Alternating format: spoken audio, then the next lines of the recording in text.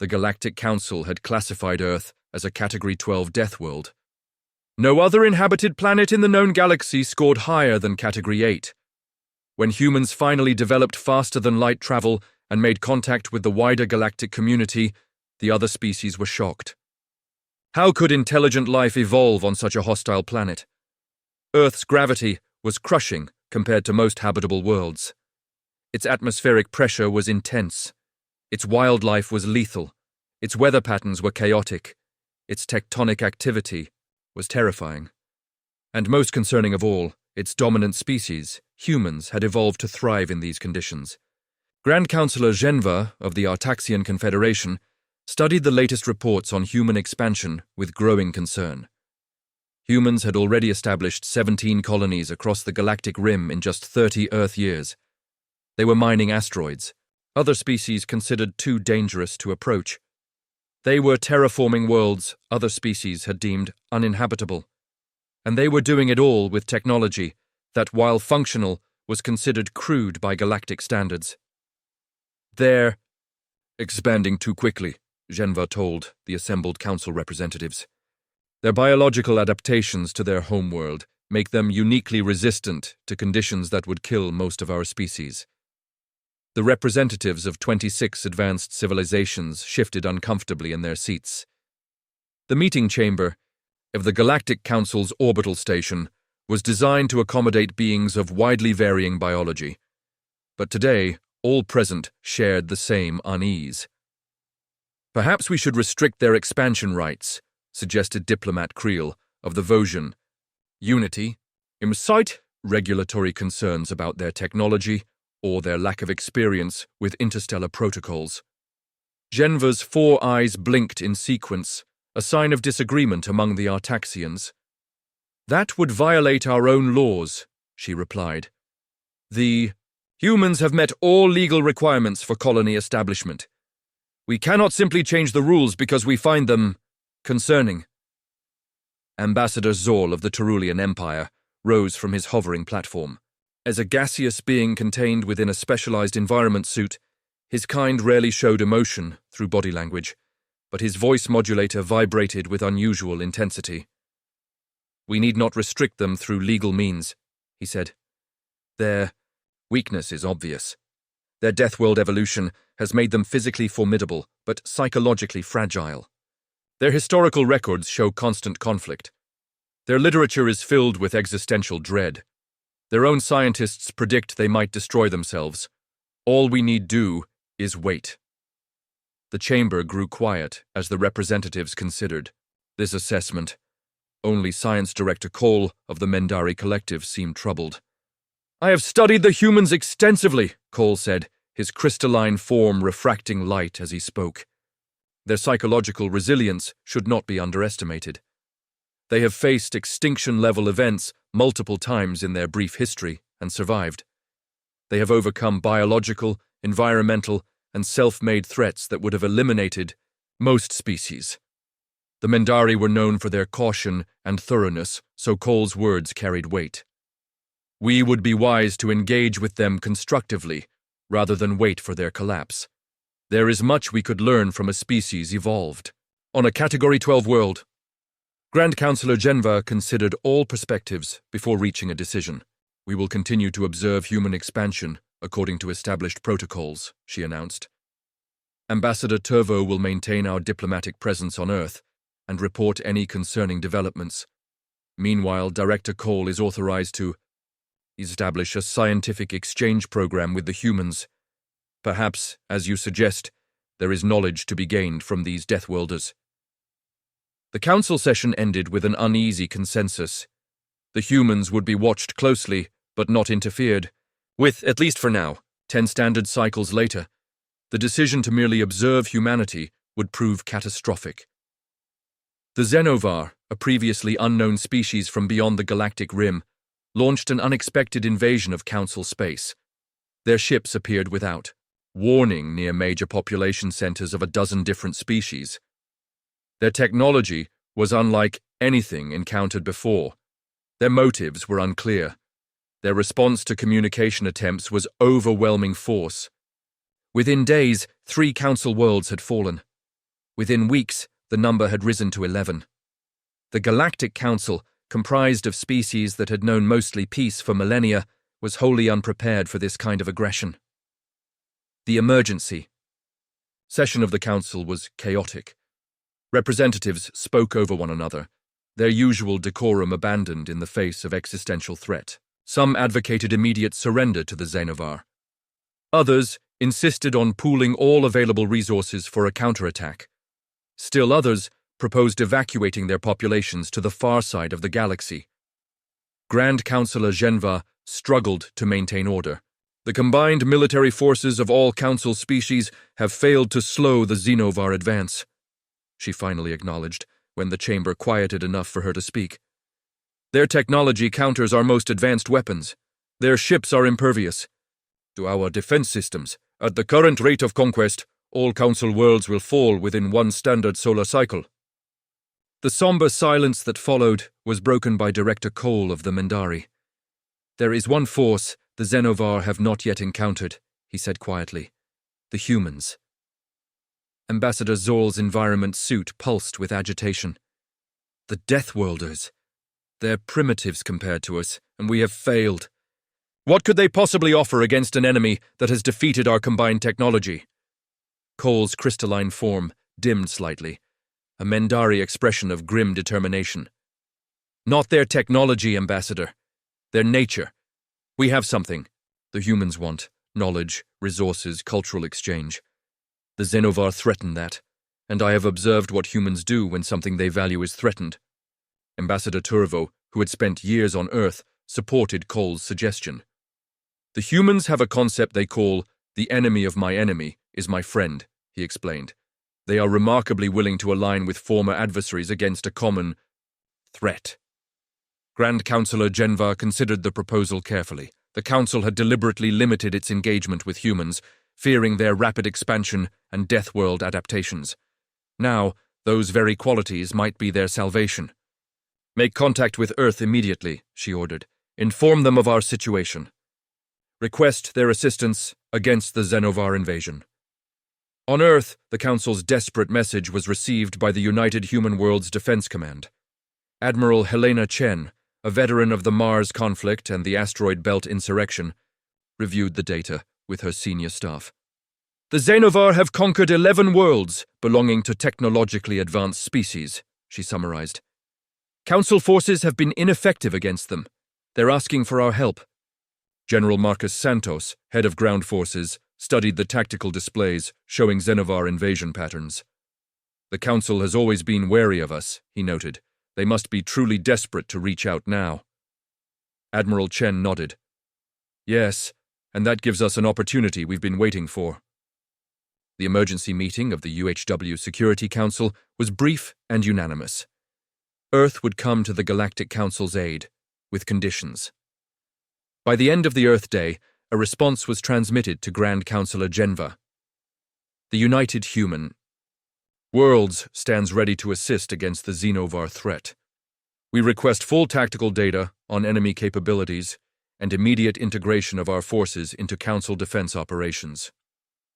Additionally, upon successful resolution of this conflict, we seek revised colonial rights and full membership in the Galactic Council. Genva, facing the extinction of Council civilization, approved all conditions without debate. 3 Earth.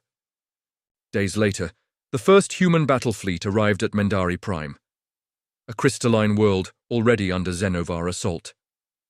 The Council representatives observing from the safety of a cloaked station expected little from the human vessels. They were smaller than Council ships, less elegant in design, clearly built for function rather than form. The Xenovar had already established orbital superiority around Mendari Prime. Their massive ships dwarfed the human fleet. I fear we've given the humans a death sentence, Ambassador Zorl commented, as they watched the approaching confrontation. Director Cole remained silent, his attention fixed on the tactical display.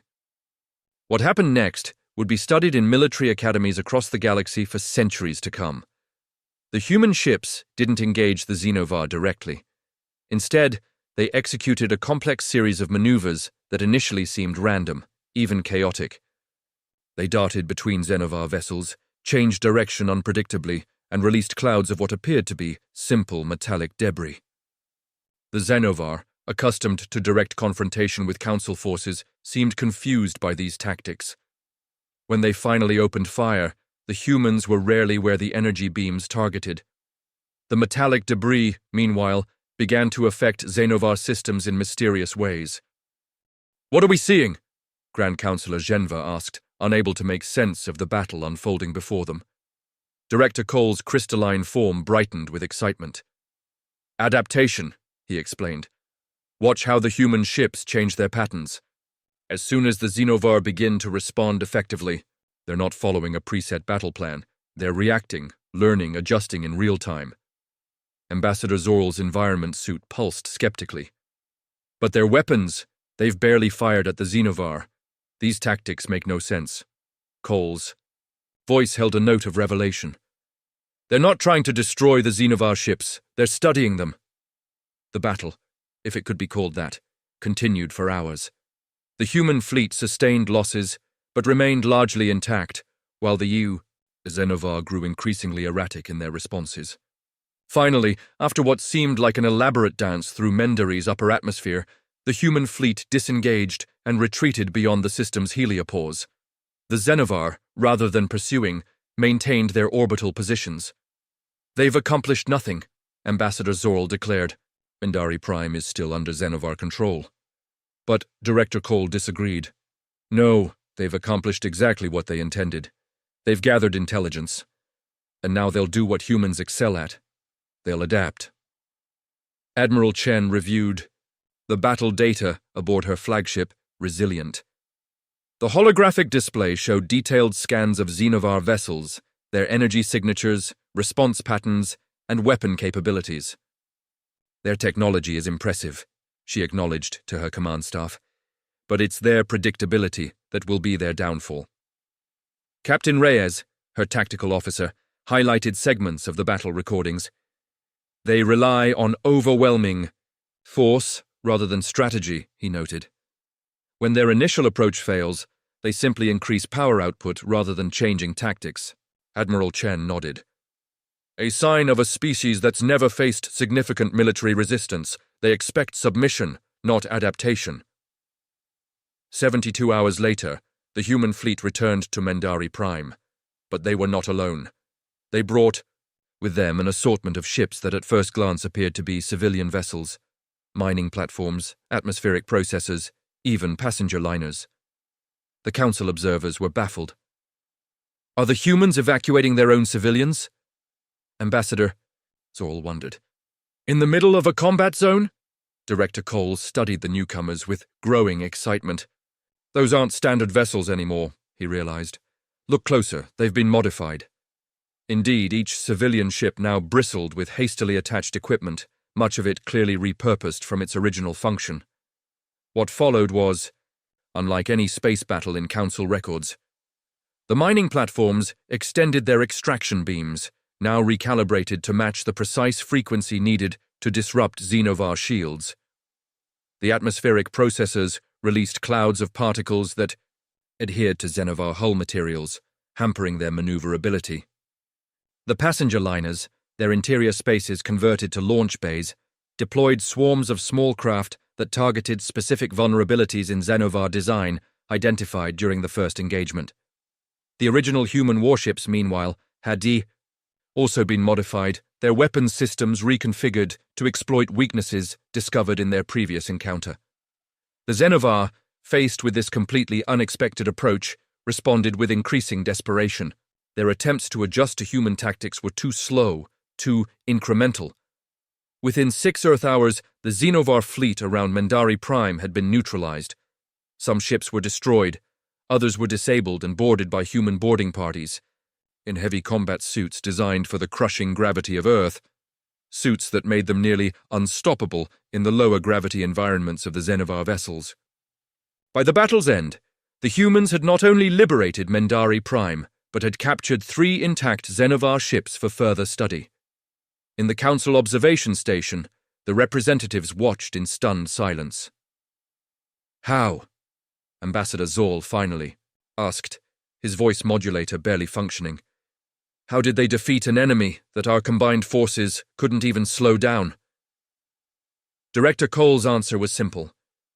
They did what Deathworlders do. They adapted. Grand Councillor Genva studied the tactical recordings with new understanding. We've been wrong about humans from the beginning, she said slowly. We saw their physical resilience as their primary adaptation to their harsh world. But their true evolutionary advantage is something else entirely. The pattern established at Mendari Prime repeated across the galaxy. The human fleet would engage Xenovar forces briefly, retreat to analyze the data, then return with hastily modified vessels and equipment specifically designed to counter Xenovar capabilities. Each engagement yielded new information, and each new piece of information was immediately incorporated into human strategy. Within 3 standard months, the Xenovar advance had not only been halted, but reversed. Within 6 months, all captured Council worlds had been liberated.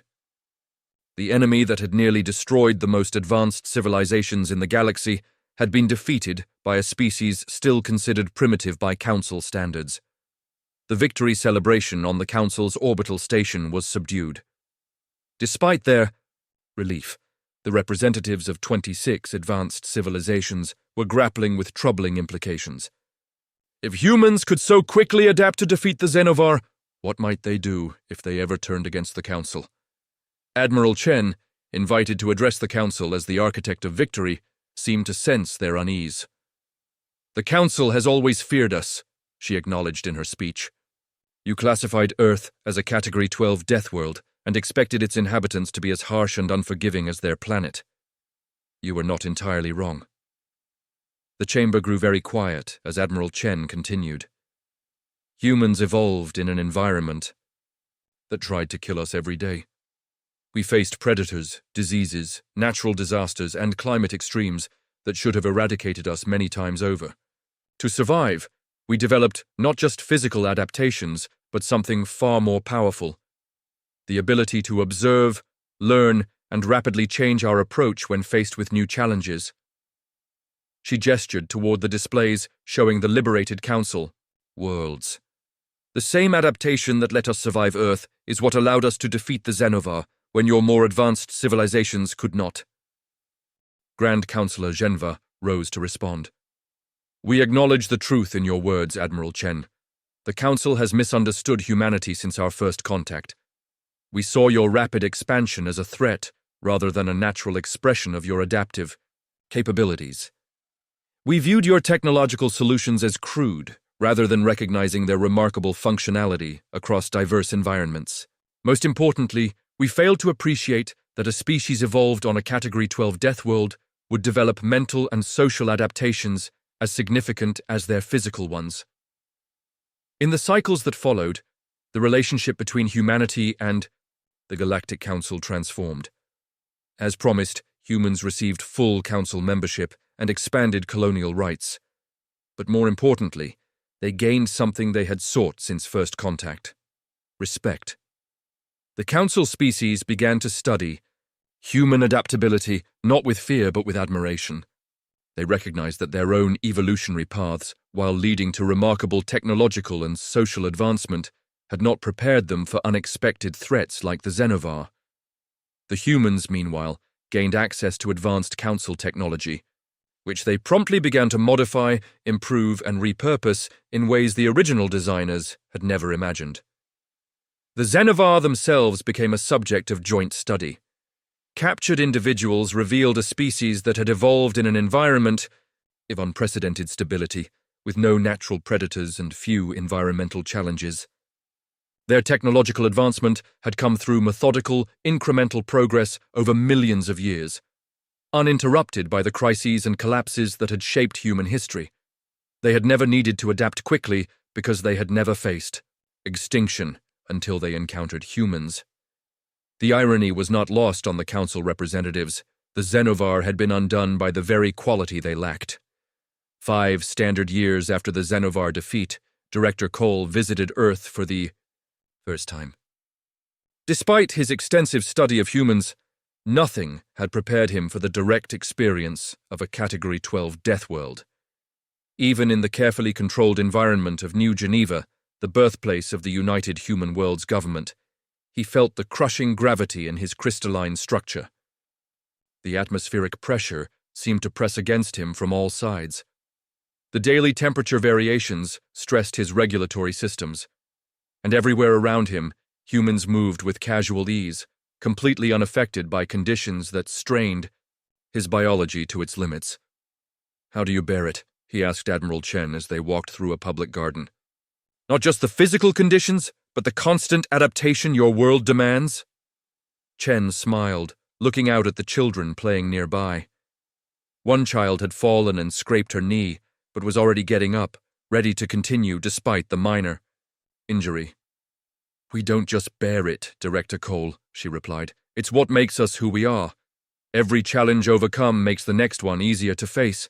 Every adaptation successful becomes part of our shared knowledge. Every crisis survived reminds us that we can endure more than we think possible." She gestured toward the distant mountains, where an electrical storm was brewing. "Earth taught us that nothing is permanent. Conditions always change. Threats always emerge. Comfort is always temporary. So we learned not to fear change, but to embrace it. Not to avoid challenges, but to seek them out. Not to cling to what works now, but to constantly ask what might work better tomorrow." Cole's crystalline form vibrated with understanding. "The ultimate death world adaptation," he said quietly. "Not just to survive harsh conditions, but to thrive because of them." In the revised archives of the Galactic Council, Earth's classification was updated. It remained a Category 12 death world, but with an important annotation. "The harsh conditions of this planet have produced a species with unprecedented adaptive capabilities. Their greatest evolutionary advantage is not their physical resilience, but their cognitive and social flexibility. The ability to observe, learn, implement, and improve at a pace unmatched in the known galaxy. This quality, born from constant survival pressure, makes them invaluable allies and would make them formidable adversaries. Council policy: foster cooperation and cultural exchange while monitoring for potential destabilizing effects of human-inspired rapid change." And in the personal journals of Grand Counselor Genva, a more candid assessment was recorded. "We feared the humans because they came from a world that would kill most of us within days. We assumed this would make them inherently dangerous, potentially aggressive.